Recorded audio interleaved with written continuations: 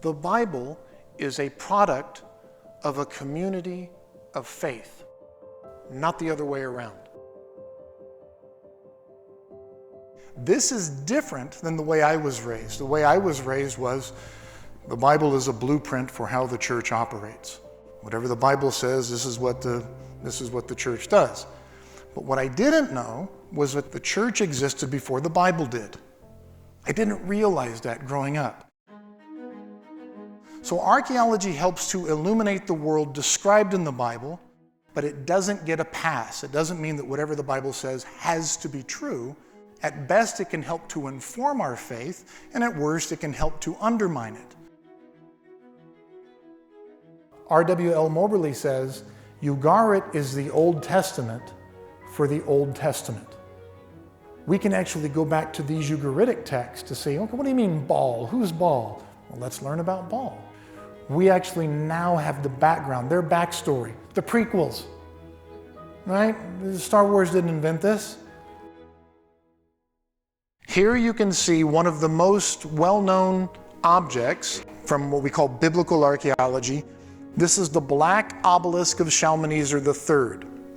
And you can see that there are a number of panels that depict, and they have little cuneiform inscriptions that kind of describe who's being depicted and what's going on. But the panels tell a story. This is an ancient comic book, if you will. Yehu is on his knees bowing before Shalmaneser III. Leaders of nations bragging about their accomplishments didn't start about 10 years ago, right?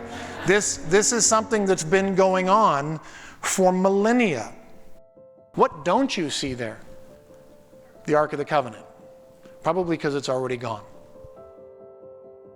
And you can see the inscription there that actually says, La Beit HaTakiah, to the place of the trumpeting to declare the beginning of Shabbat.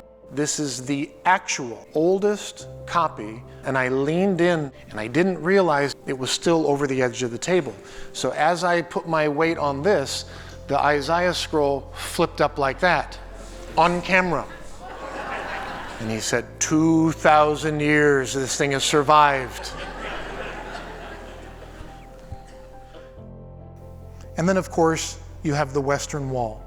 That area right there is the closest thing to what had been the temple, and that became the holiest place in Judaism. One of the traditions, and I've done this several times, maybe some of you have, is you write a prayer. Then you fold that prayer up, and you stick the prayer in the wall. This course is called The Cities of the Bible. And what we want to talk about in this course is how we got the Bible. And in order to do that, we need to learn about the people of antiquity. And in order to understand the people of antiquity, we need to learn something about the cities of the Bible in which they lived. And that's this course.